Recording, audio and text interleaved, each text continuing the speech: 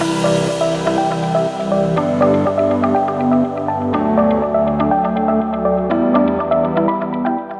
to the Front Seat Life podcast. This is Jessica Butts, your host and CEO and creator of Front Seat Life, where I help you be unapologetically who you are in your life, love, and business.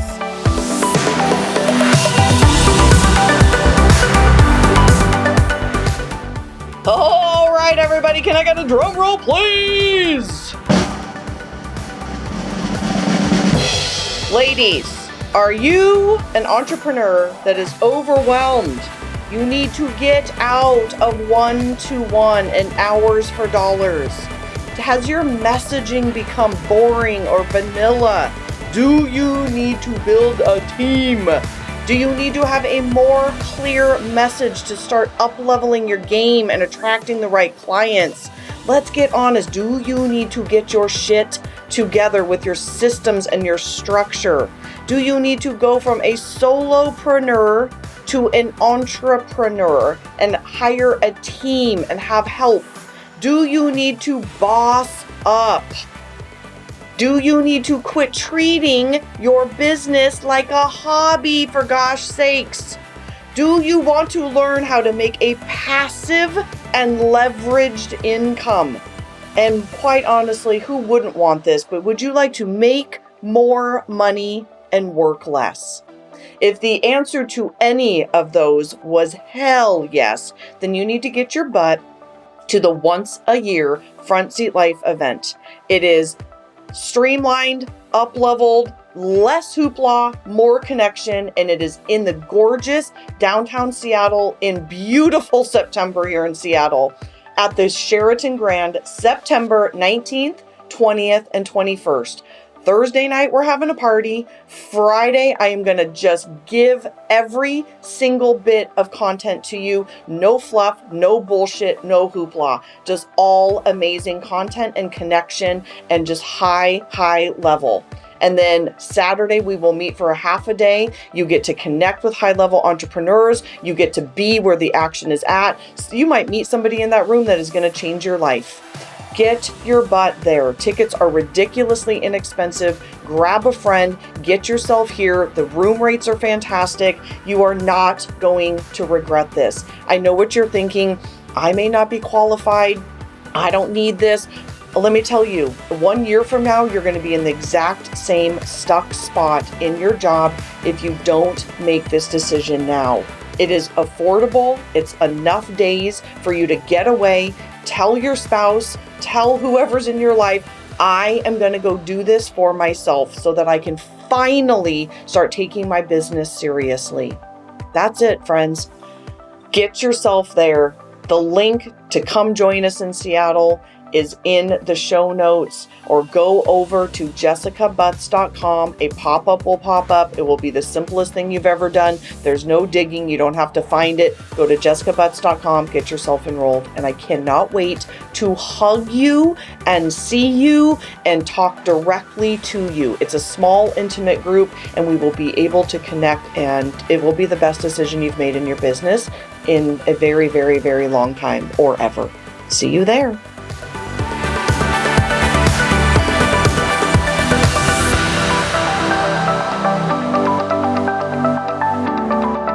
All right, everybody. Welcome, Front Seat Lifers. Welcome back. We are on the last episode of this 8-week series that I have been doing for all the girl bosses. I have learned from Stu McLaren, the tribe, that you really need to have a success path for the people that you are working with.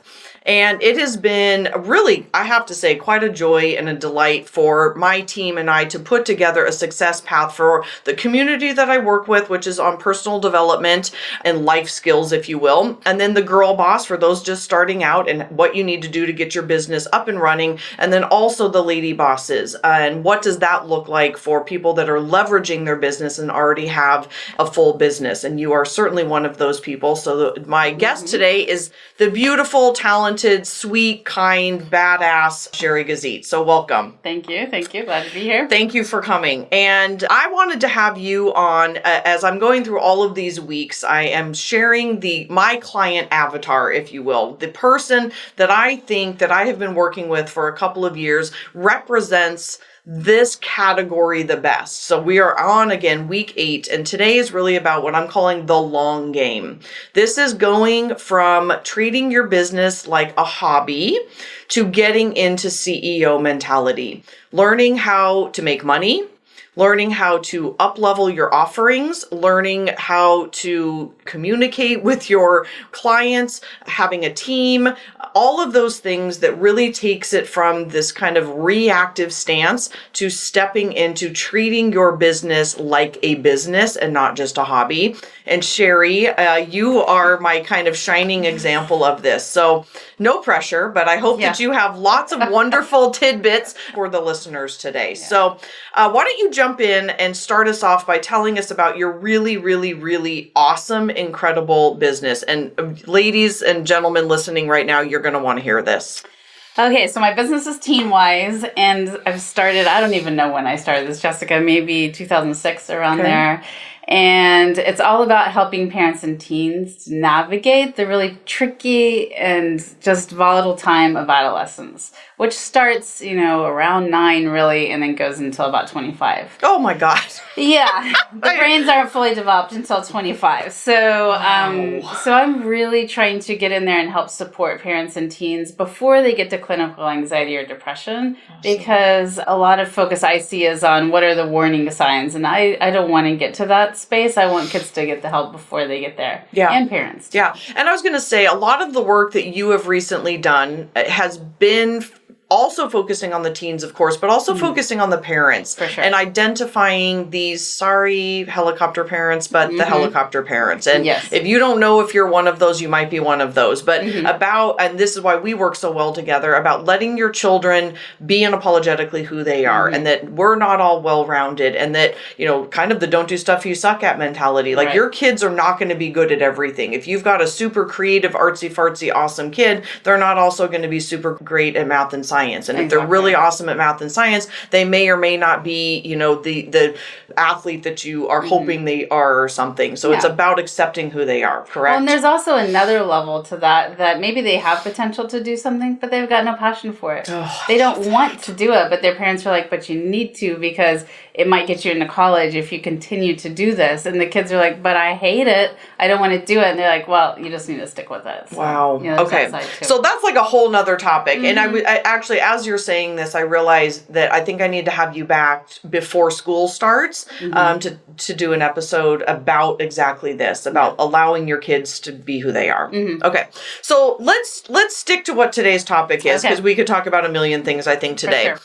In fact, when she got to my house, we were like, let's talk about Greece. You just got back from Greece, and I'm about to go to Greece. And so we're like, pause, let's focus. Okay. Let me talk about that for 1 second. I went to Greece with my entire family. My kids are now 15, 19, and 21.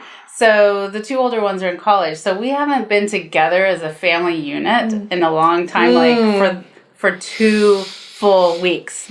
And my 21-year-old is day 7 said, okay, this is the day where we all hate each other, and then we get over it. So that's what happened. Oh, beautiful. 7th day was like, oh my gosh, I need my space, and then we're all good. Okay, wow, that makes me happy to hear that. I do the same thing with my mom, so I totally get it.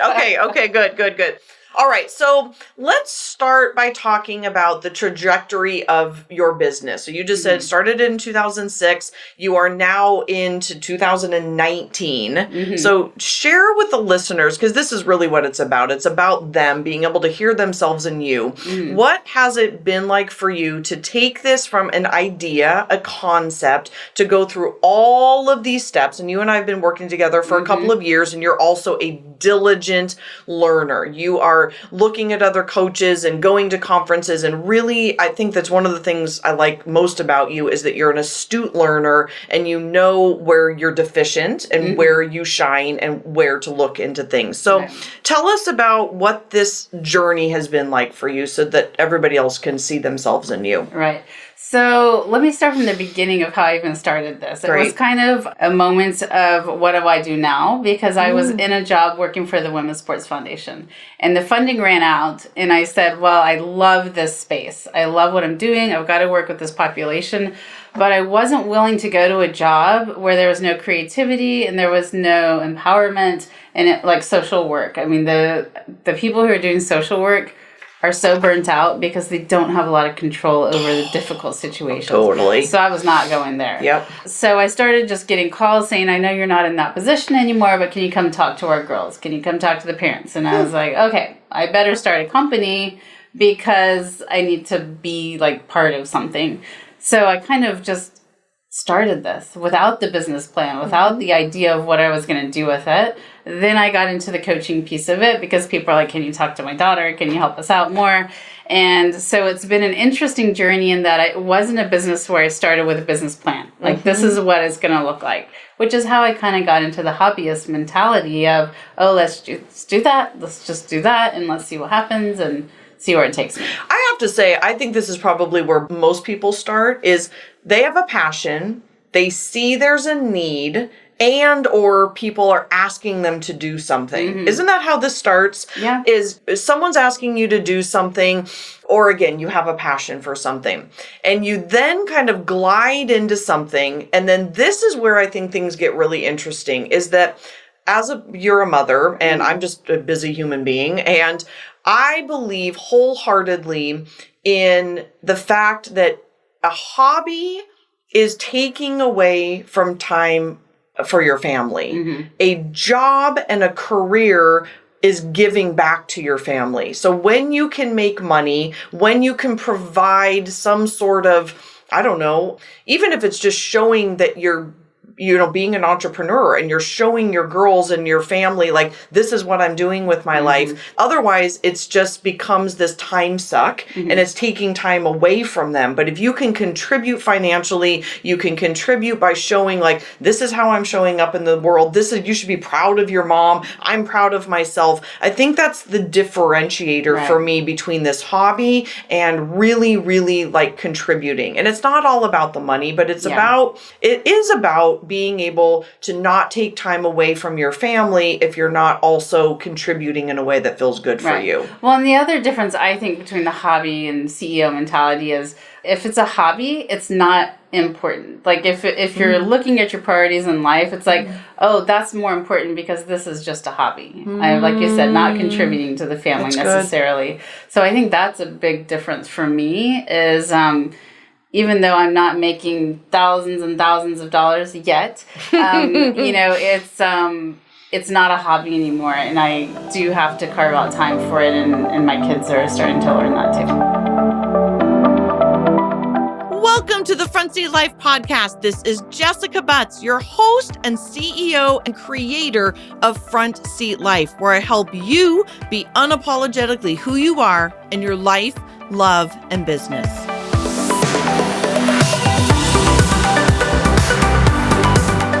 What a beautiful differentiator, because you're right, it isn't always about the money. And I do talk a lot about money because as a single woman with no children, like, I am the sole provider of myself, but also this business that I'm running, and I have employees now and I got shit to pay. Right. But it isn't all about the money. It is about passion. It is about giving back. But I think what you just said too is something that I love to talk about are rocks. Yeah. And sometimes hobbies aren't necessarily rocks in our lives. And for you, the rocks in your life are you, obviously your children, your wonderful husband, and your business, and being really passionate about that. And when we're setting boundaries around our time and our energy, our business gets to feel much more like a rock and something that's important versus this hobby. Well, and also a hobby, just the name of it, that's taking money from your family, is the way I see a hobby. And I invested, when I started, $5,000 in my business, and I've never dipped out of my personal again from that. Wow. It was a great timing because my husband had quit his job and said, I want to do a startup. And I said, well, if you get money for your startup, I get money for mine. Good girl. And so we both took our $5,000, and I like to make fun of him because he didn't continue his, but mine's still going. High High five. I love that. That's so good. That's so good. Okay, so you started this. It was kind of this, again, realizing like, I want to turn this into something. I started speaking for free. I'm guessing people started to ask you to do something. You were passionate about it. You didn't really know what was next. So what came next in terms of like, oh, wow, I might actually have something here and I probably need to get my shit together and build something? I can't honestly answer that. Oh, it just kind of kept turning along. And this is great. I started doing some webinars online. Oh, I can do this, I can do that. And in the past, 13 years or whatever, a lot has changed with social media and how we use the internet for businesses. So I just kind of kept churning. And then at some point I was like, okay, I got to get focused. I mean, you were part of that. And that was how many years ago? 2 years ago. Yeah, I was going to say that's a lot of years. Long time. Okay. Right. So it wasn't until I started working with you that I was like, okay, I really got to start taking this a little more seriously and have a plan, because I'm definitely throw the spaghetti on the wall and see what happens. Yes. And stuff works, stuff doesn't work. And this long-term idea is something I'm just starting to grasp. Okay. So I'm going to put you on the spot a little bit and ask you, and I don't prep anybody that comes on the show, by the way. They get here, they come to my home. I tell them like in 3 minutes what we're going to talk about. And so this is, I thank you for doing this, but I also always want it to be super spontaneous. So tell me, you just mentioned, hiring me, getting a coach. What are some of the other things that shifted this for you from this kind of willy-nilly throwing spaghetti on a wall? And I like to consider a hobby a little bit like throwing spaghetti on a wall. And for those of you listening right now, if you don't know what that means, just imagine what that is. There's no plan. Yep. There's no long-term vision. There's no longevity. In fact, I was just meeting with one of your fellow lady bosses yesterday. We had a very lovely session here. And she was like, I think I want to do an event in 2 months.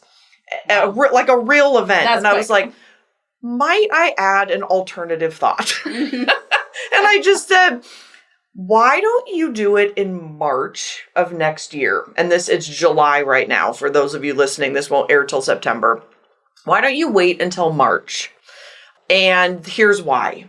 And so I started like laying all of this out, and I could literally see her taking deep breaths and her shoulders were going down. And there was this sense of calm because I said, here's what we can do in the meantime. I can teach you about an effective launch. We can build your audience. You can keep getting these one-on-one clients. You can build this Facebook community. You can do some Facebook Lives. You can continue to give this great content. And I just said, this is a long-term business strategy versus, holy shit, I'm going to do this thing. And I'm going to do this now. And I'm going to throw the spaghetti on a wall. And I'm going to go try to find a thing. And I'm going to really try to fill it. And it's just this chaotic, frenetic energy in a way. Anxiety-inducing, for sure. Totally anxiety-inducing. So what for you, Sherry, has been kind of the change from throwing spaghetti on a wall to like taking a deep breath of like, if I'm going to do this for the next 15, 20, 30 years, however long, what are some of the things that you have introduced into your business and life?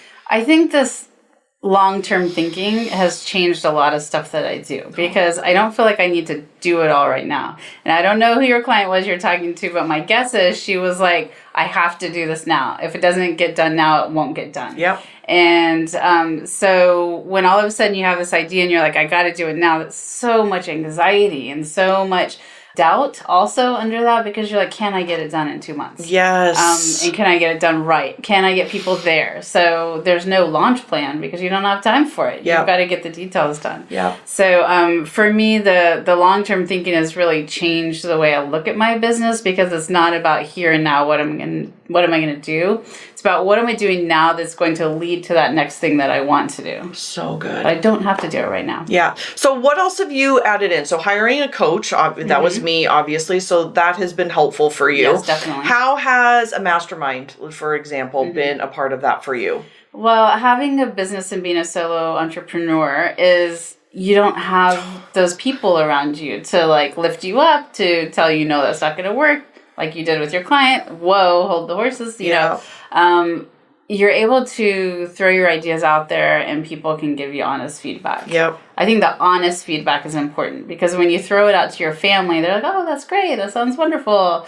Everybody's going to love it. And you're like, okay, but let's get real. Yeah. Is it really going to work from a business standpoint? And they're typically not your ideal clients either. Yeah. And so they're like giving you feedback and you're like, you're not even like my ideal client. So how helpful is this? Okay. Right. So on the mastermind note, I want to say, two things, and then if there's anything else that comes up for you that's been helpful but for one, I think this short-term mentality of again, this hobby mentality to me, or short-term mentality, is you're also setting yourself up to fail. And so when I try to do this with my clients, and hopefully I do a good job, is that there is the long-term vision. So I help people kind of think 5 years out or 10 years out or even 20 years out. And then it's like backtracking it. So what are we going to do this year?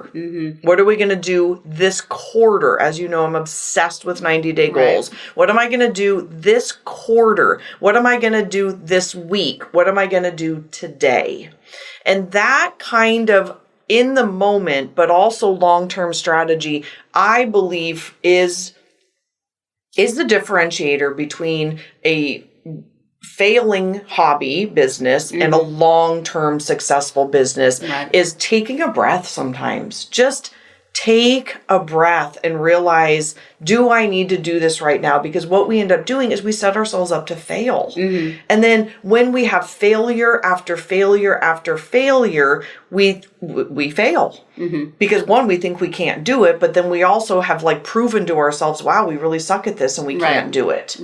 And then the other thing is actually a little more funny is I will never forget, it was probably 2 or 3 years ago, before I had built such a community and had my own mastermind and all of this, is that I was in Bellevue, actually at Lincoln Square, and I saw this obviously work group getting ready to go to happy hour together. And I was standing there by myself and I was like, I miss that. Like, I used to work in corporate America, and that was probably the only thing I actually liked about it were work friends. And so that's part of why I've built these communities too, is why you guys have a mastermind, why I have my own mastermind, why I have the Front Seat Life community, why there's lady bosses. That is a huge part, do you not agree? Of long-term business strategy. The long-term gain is having other people, being able to go to happy hour, being able to bounce things off of people, being able to have a Facebook community and go, I am losing my ever-loving mind today. Like, talk me off of a ledge. Like, we need that, right? Well, the small group's important because if you're in a community of 500 people, right, or 1,000 people from some of these Facebook groups for businesses, you're not going to really put your weaknesses out there too much, right? You need your smaller group that you trust and you know to put out that stuff. And a lot of business groups are just about, let me show you what I've succeeded in doing, not here's where I'm struggling. So I think that's one thing that's important, to have that support when you're doing your own business so that you can be real and human in it, as well as, get that support. Wow. That's just a really, really good point, because we do have to keep it real. I mean, I've said this for years, like, being an entrepreneur is not for the faint of heart. No. It is hard stuff. When you got here, my assistant was just leaving, like, we're transitioning, I'm in sweats. I mean, it's a never ending process. And we do have to get really, really honest with people that this is not easy. Like, I always joke that I think all entrepreneurs have the job that they dream of, that's the mindless job. Mine is a grocery bag checker. That's what mine is too. Shut up! It is. When I go to the grocery store, I'm like, I'll bag that. Oh my, I can't believe it. I've never met anybody else who has the same. Oh, it's totally my dream mindless job of like, those people don't go home and think about their job. They don't dream about like, oh, I got to be a better grocery bag checker. They go home and they leave their job at home. I cannot even imagine that. Oh, that's so funny, Sherry. I always thought I was weird, but Okay, that's so funny. Okay, so again, putting you on the spot again, tell the listeners some of the things that you have done personally and in your business to get you to this new kind of mindset. Well, one of the things is going back to my why. And my why is not just to spend time doing something. My why is to help teens and parents to get through adolescence intact and to get through it with some joy and to have a connection. So when I go back to that, I'm like, okay, I have to think long term and I have to think bigger. Like I could just be like, yeah, things are good now, I'll stay here. But there's a lot of teens and parents who need my help. And I have to step outside of myself and my ego and be like, all right, I have to do more. I can't read another story about a suicide and feel like I'm not doing enough, or another story about anxiety on the rise or depression and just be like, well, I'm just doing my thing. You know, I've got to do more. Wow. So that's one thing. That's going back to the why. The other thing is allowing myself not to get sucked in with all of the things I should be doing. There's a lot of free webinars, right? Yes, please. Oh, you need to do this. You have to do that. You got to do that. You know, and I sometimes get squirrely and I'm like, okay, I'm going to watch all these webinars. I'm like, I don't have time to do that right now. I don't have to do that. It would be great, but I'm not going to do it right now. So to be able to say no to myself, to not do those things. And then hiring more people. So I just hired a new coach. She's going to be coaching boys. Awesome. So I don't have to turn parents away to boys. In your business, you've hired a coach. Yes. Yeah, that is amazing. Yeah. So you've hired an employee. Yes, an associate coach. Yes, please. Yes, so super excited. And then I hired an assistant. Good. And then I have a graphic designer and I have an accountant. So I have people doing things that I could do, but I don't need to be doing. Yes. So these are the things that we talk about zone of genius. Yeah. Don't do stuff that you suck at. Hiring a team to do things, because the reality is you're a mom of 3. You're a wife. You have a life. You're an introvert. And you are an entrepreneur. Yeah. So that's a lot of different compartments. And I believe having this long-term gain, this long game, this vision of running a business, the why, which you just mentioned, hiring a team, not having to do every single godforsaken thing at one time, absolutely is critical to this long-term success. Well, and it's hard for me to do the long term because I just want to help. I want to help right now. One example of the long term is writing a book, which I'm working on now, right? Yes. So that to me has been hard to put into my schedule because I'm like, but that's so long term. I need to help people now. So I really had to stop and think of it in terms of my entire business, where that fits in. It's going to help me to get the bigger speaking gigs so I can help more people and talk to more parents and teens. And it'll just help people who are able to pick up the book and read it. And, you know, it's going to be a workbook so the parents can go through it and really think about their own life and parenting. And so, that's been one that's tough because that is long term. Yeah. And this is a really beautiful conversation, and I'm literally like feeling my body like slow down a little bit, because there's different levels of business. There is this girl boss stage where you start and you're like, I got to do everything at once. I need clients right now. Like there's a concept of now, money now. Yeah. I need money now to sustain this.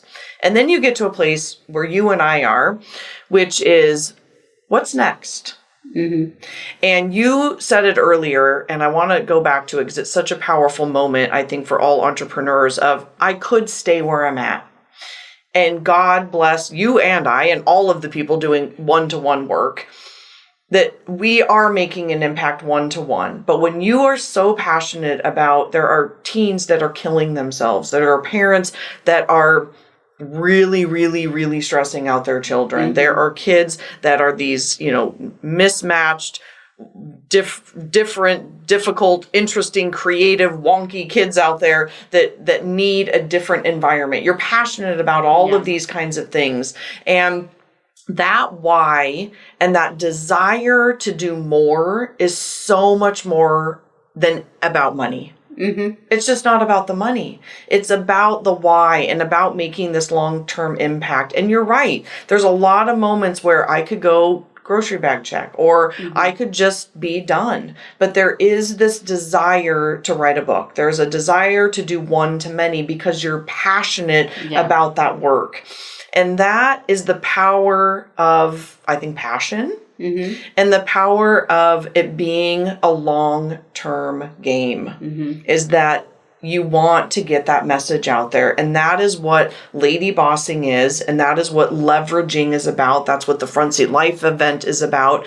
This year in particular, I've kind of done it girl boss content before. And this year we're really up-leveling it to this Lady Boss content, because there is a huge need out there for, there's plenty of entrepreneurs that have gotten to that place of enough is enough. And I'm sure you've had this. I had this. My mom asked me this question, and other people had asked me, like, why isn't a full therapy practice enough? Mm-hmm. And I remember thinking, I don't know why, but it's not. Yeah. And I'm not going to question that. I'm just going to go with whatever God's message is for me right now. God is giving me a message that you're supposed to do more. Because let's get real. Writing a book is not easy. Mm-hmm. I mean, I've written 2 of them, and I'm not going to lie, I hated both of it. I hated it. I hated the process. It's fucking hard. Mm-hmm. It's hard. And would I rather have not done that? Probably. But when you are given a message from God, or as Elizabeth Gilbert calls it in Big Magic, like it's just this butterfly that lands on you and you're given an idea, we intuitives, we entrepreneurs have, I think, a right to put it out into the world. Yeah. And that is what it takes to have patience, to have a sense of calm, to learn from people that have done it before you. Like, all I did was learn it from somebody, and now I'm teaching you. Like, this is the lineage of it. Now you'll probably teach others. But it's about all of these things. It's about passion. It's about the why. It's about the long term. It's about compartmentalization. It's about learning the tactics and the tools to then leverage. And whether that's a podcast or a video or a book or one-to-many or speaking, all of the different ways that we can do that. But I know the people listening right now, like, that is the thing for them, is that they want, I hope anyway, because I don't work with people that, it's just about the money. Like, It's never just about the money. It's about wanting to make a difference. Mm-hmm. Yeah. And I think the money is important, in that you have to have it to be sustainable. Totally. Right? So that, totally. For me, like, the money, I go back to it because if I can make more money, I can help more people. I can have that money to, have other people, help me out with creating new videos or doing the assistant work, whatever it is. That money allows me to be in my zone of genius. Totally. So it's not like, oh, I'm this money grabbing person, I need to make more and more. It's about, I need to help more people, so I've got to bring in that money so I can do that. Yep. That's so funny that you say that. And I love these podcasts because it's like, it just goes wherever it goes. Like, this is totally not where we were going to go with this, but it's fantastic. So Stephanie, my director of operations, was just here, and we were having this conversation literally when you got here about each year of your business. When you have a long-term business plan, I think there's a theme of each year. So this year for Front Seat Life has absolutely been rebuilding, up-leveling, restructuring, learning new things, hiring coaches. It has been an investment year. I mean, when I get my numbers, it will be a highly, highly, highly investment year. Mm-hmm. And the purpose is, because what Stephanie and I were just talking about, is that we already in July of this year are seeing what 2020 is bringing. And we were saying, okay, this is what's coming. We know this is where we need to go. This is the plan for next year, but we could not have, this is key. We could not have done what we already know we need to do for 2020 if this year hadn't happened, because what you are talking about is building the foundation. Mm-hmm. And nobody wants to hear this because I've been saying this for a while now. I don't know why this is my analogy, but everyone wants to go to Home Goods and buy the throw pillows. Mm-hmm. We don't want to build the foundation. We want to do all the fun shit. Look at all the fun, pretty shit, all the stuff I buy at Home Goods. I love that place. I love Wayfair. I love to buy all the stuff. But if I buy all this cute little trinkety stuff and I don't have a foundation, it doesn't matter. It's all going to fall into the mud and get rained on in Seattle. Yep. We have to be willing to build the foundation. And that, I believe wholeheartedly, and I think you would agree, is what it takes to have that long-term business strategy. So you are hiring an assistant coach. Mm-hmm. You are hiring a VA so that you can spend your time doing other things that are in your wheelhouse, that are in your zone of genius, in your front seat. And that is what it takes. So many people say, oh, I don't have the money to hire an assistant, or I don't have the money to build a really nice website or whatever. Well, you can't afford not to, because it's going to fall apart. Right. Yeah. Well, or you'll spend this amount of money and then have to redo it 6 months from now. So there's something to be said for starting out a little bit on the frugal side, maybe. Yep. But at the same time, you got to figure out where your money needs to go and how you're going to get that professional looking, whatever it is, your website or your business card, and get that done, because it's representing who you are. And we started this conversation by you talking about spending $5,000 on your business and really taking that money and investing in that. And I think there's something powerful about that, of not necessarily having to go into debt, or that's pretty lean. I mean, $5,000 to start something is pretty darn lean. Yep. And you're right, in the beginning. And this year, I mean, I will say too, this year is an investment year. And I think you go through cycles in your business of when you're investing more versus, cash cow kinds of years and the ebb and flow of that. But again, it's always this long-term strategy is I'm willing this year to invest a shitload of money in the business because I can see what it is going to bring in the future years. Yeah. But if that foundation is not there, you're just reactive. Well, I think if you're not willing to invest in your business, really what it says is you don't believe in your business and you don't believe in yourself. Boom. Like you're like, I can't put that money in because next year I may not have my business, or I'm not going to do enough to bring in money to pay for that. You have to believe in your business in some level. Dang, girl. Right? Dang, girl. That just triggered some listeners. It had to. True. You're absolutely right. That's really think about investing in yourself, or you don't have enough value because you're not investing in yourself and you don't believe your business is going to be here, so that I'm fearful. Yeah. I've told the story multiple times, but when I first started my business, I knew beyond a shadow of a doubt that it was going to be successful. I just knew it. I believe that God gives you like very clear visions of things in your life. And this was a very clear vision for me. And I think all the listeners too, and I'm sure it is for you as well, that I was willing to sacrifice a lot. I was willing to spend a lot of money. I was willing to restructure my life. I was willing to leave a marriage. I was willing to go back to graduate school, all of the things it took, go into debt to be committed, because exactly what you just said, I knew it was going to be I knew it. I knew that it was going to work, but it takes belief. It takes that mindset. It takes investing. I think it does take rearranging your life in a way, and also just being super, super committed.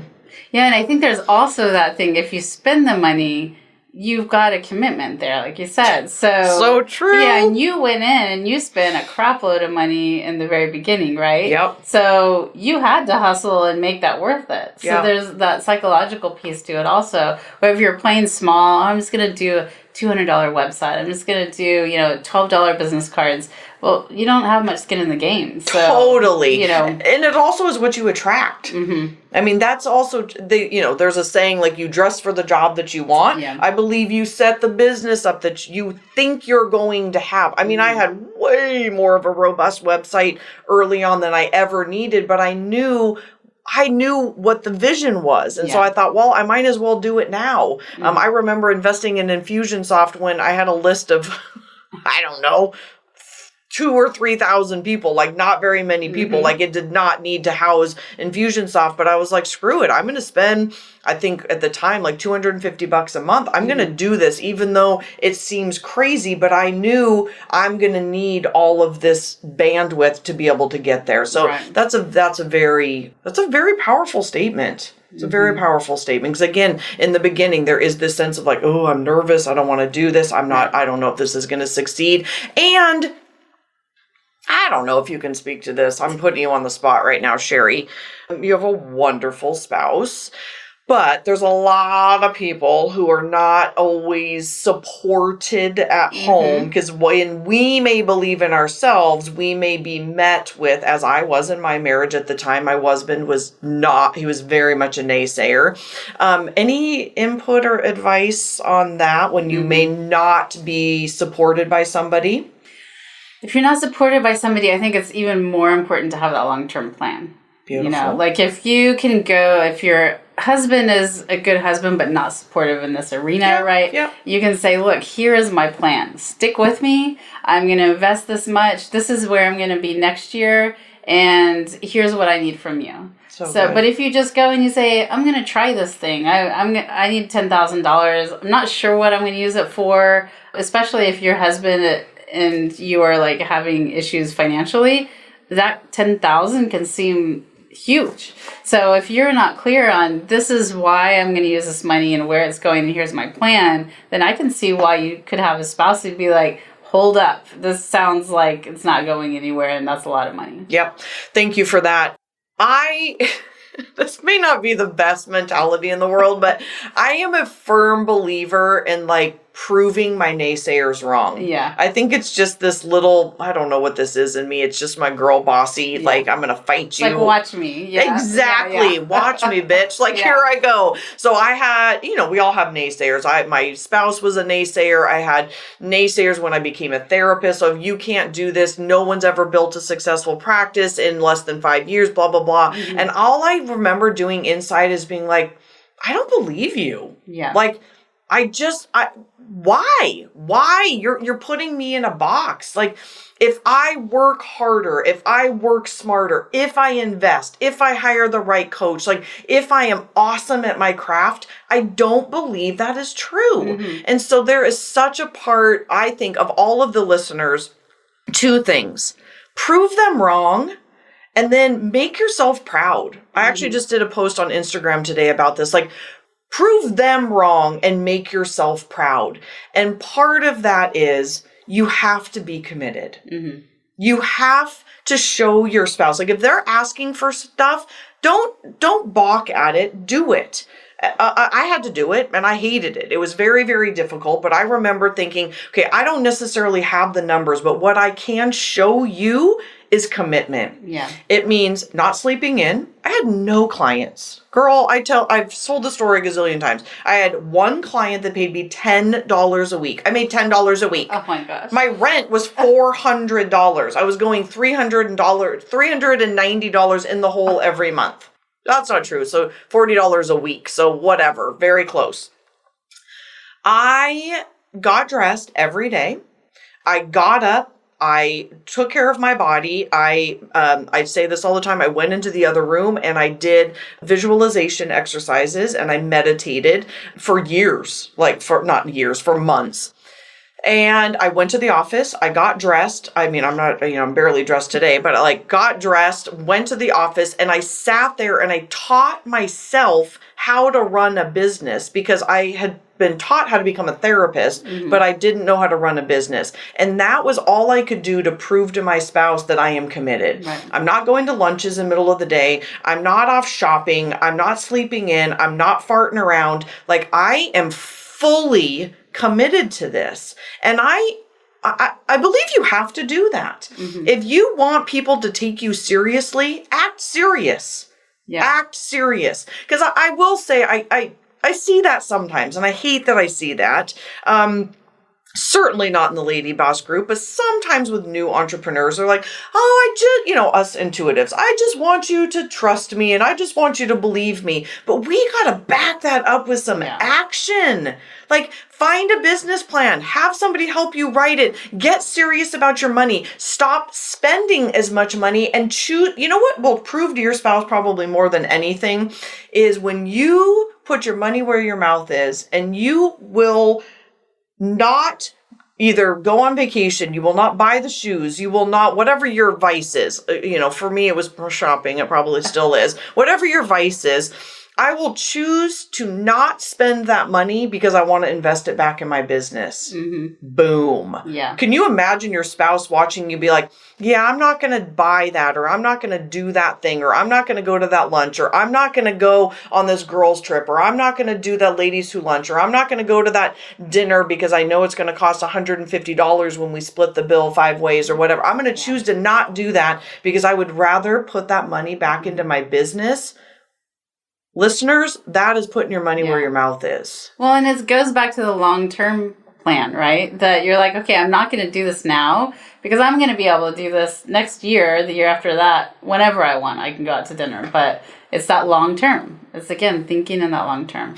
I hope you guys are as fired up as I am right now. Like, I am fired up right now because that statement is just so powerful, because I have to say, I had the vision of this life that I have right now then. Mm-hmm. I'll be honest, granted, I still work a ton, but I wanted to work less and make more money. Mm-hmm. I remember my coach said that to me. Do you want to work less and make more money? And I was like, yeah, I do. Does it not everybody? Like, yes, I do.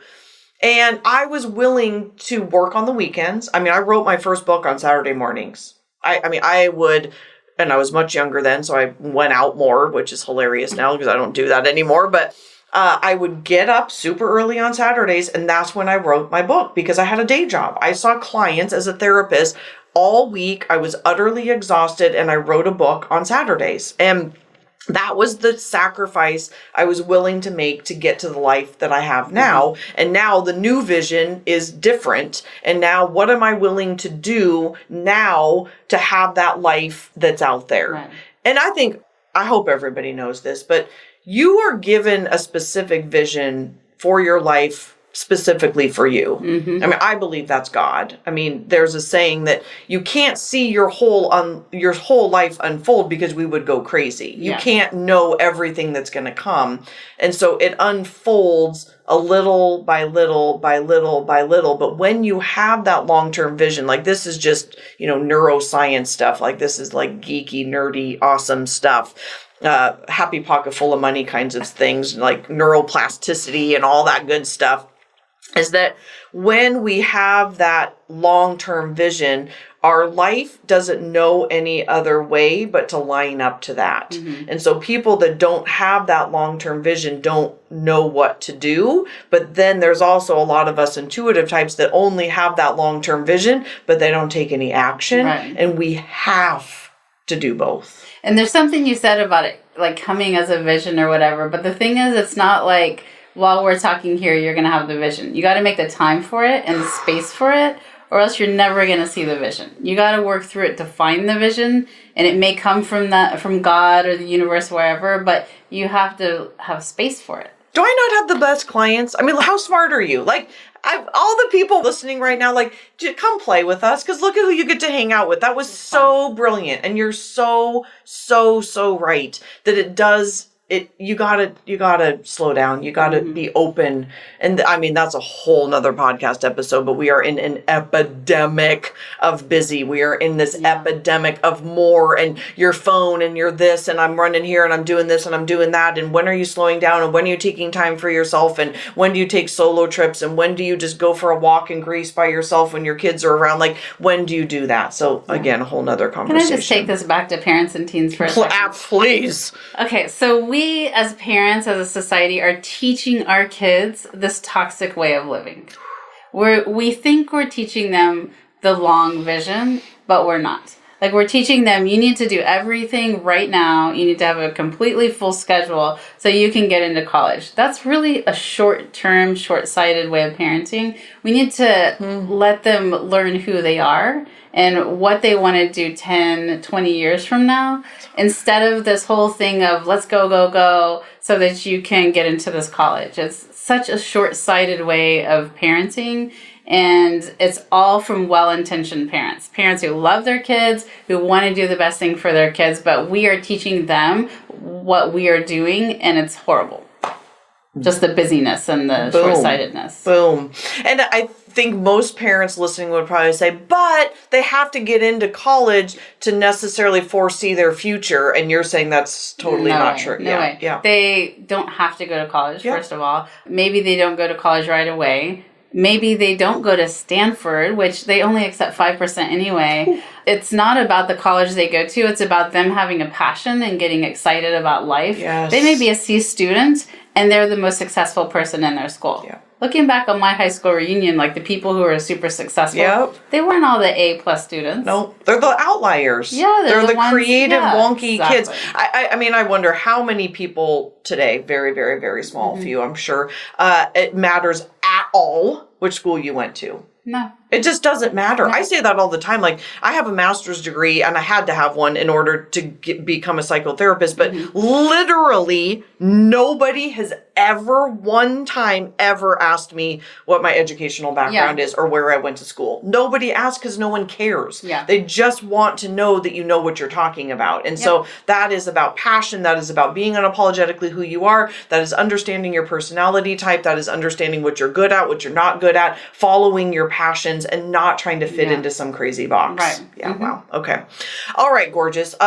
Talk to us in closing. Like, what, any last takeaways? Like, this was an amazing conversation. I loved where we went with it, but anything in closing you want to share with the listeners? In closing, I think just going back to this hobby versus CEO and long-term thinking, anybody who, whether you're at the start of your business or you're 10 years in, just stop and take that time for the universe, for God to give you that vision, and think about what you're doing now and what's driving you nuts, where your anxiety is coming from, and maybe that gets pushed out. Like, think long-term instead of right now, and it just becomes a lot more relaxing way to do your business. And you have to believe in yourself, though. There's going to be naysayers like you're talking about. You got it from home, from your ex-spouse at that point, and maybe that's what gave you the push. Who knows? But I know I went out and I did a talk, and somebody wrote on my evaluation that I needed to go get a speech coach. I was like, I do like 20 talks a year.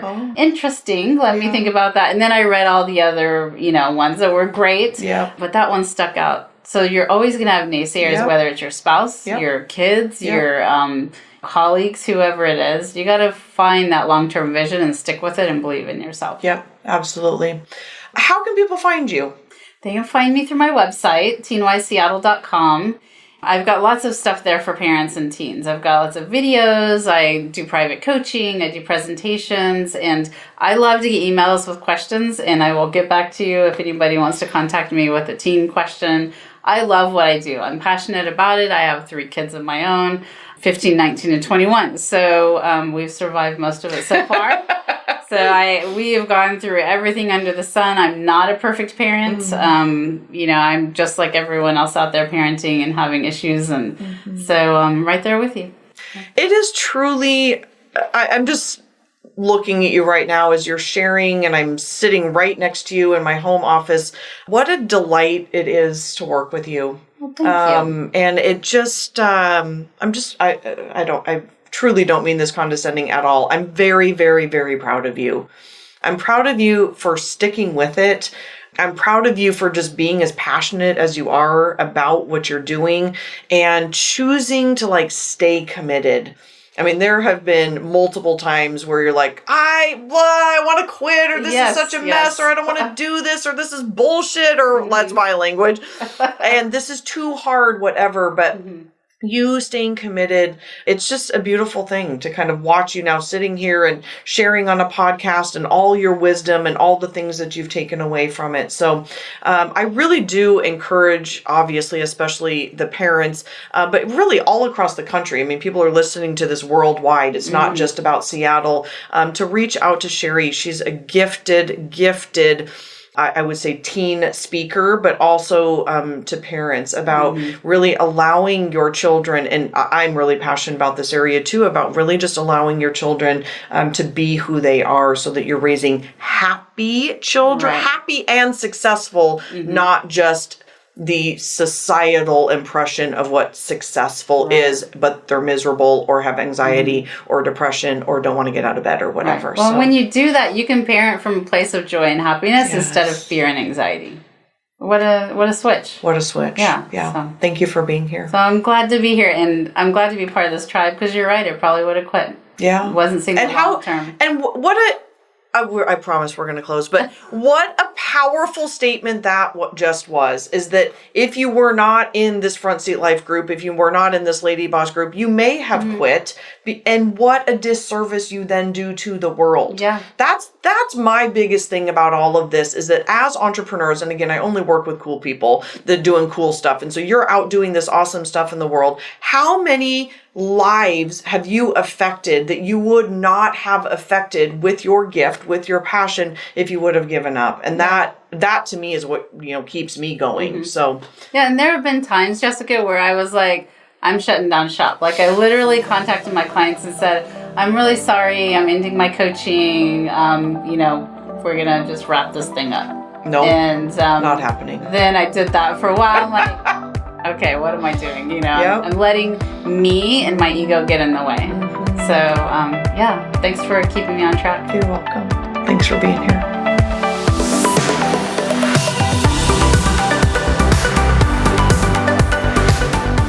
From the bottom of my heart, truly, thank you so much for listening. I know that you have a ton of options, and the fact that you are taking time to listen to the Front Seat Life podcast means absolutely everything to me.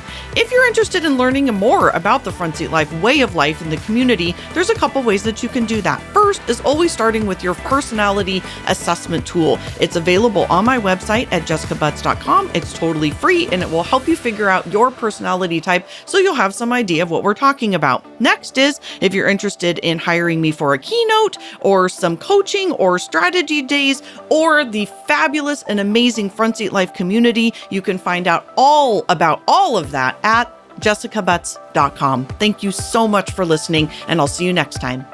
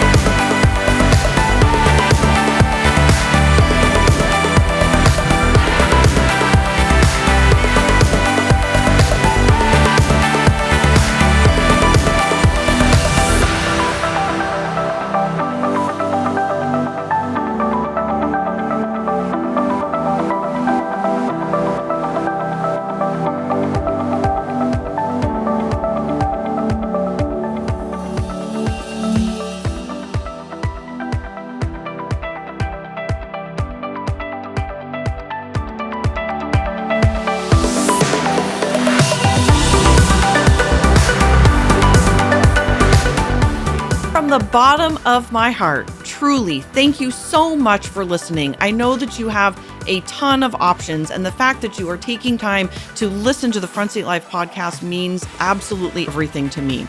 If you're interested in learning more about the Front Seat Life way of life in the community, there's a couple ways that you can do that. First is always starting with your personality assessment tool. It's available on my website at jessicabutts.com. It's totally free, and it will help you figure out your personality type so you'll have some idea of what we're talking about. Next is, if you're interested in hiring me for a keynote or some coaching or strategy days or the fabulous and amazing Front Seat Life community, you can find out all about all of that at jessicabutts.com. Thank you so much for listening, and I'll see you next time.